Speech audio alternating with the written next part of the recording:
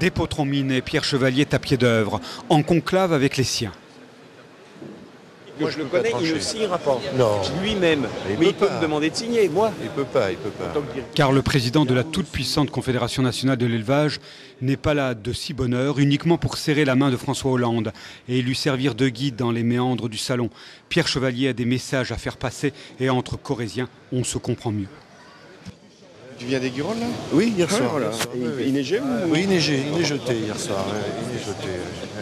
À cette heure matinale, c'est la traite. François Hollande y tient. Cela lui rappelle le bon vieux temps, celui des campagnes électorales dans son fief. À cette époque, Pierre Chevalier était un supporter de Jacques Chirac. Une autre époque, effectivement. Tu veux te faire prendre en photo avec le président? Ben, dis-moi comment ça marche. Dans la mêlée, on échange rapidement. Le président a peu de temps.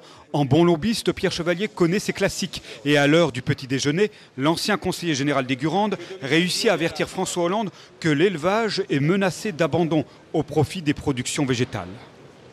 J'ai donc dit au président que nous étions dans cette région, en Limousin, avec l'opportunité de faire des productions végétales et que c'était un véritable danger pour cette grande race qui est la limousine. Mais à table, le menu est encore plus copieux. La viande de cheval et la fraude à grande échelle. Pierre Chevalier veut pousser les grandes enseignes à vendre des plats cuisinés 100% bovins français, avec des arguments de Maquignon qui médusent les ministres du président.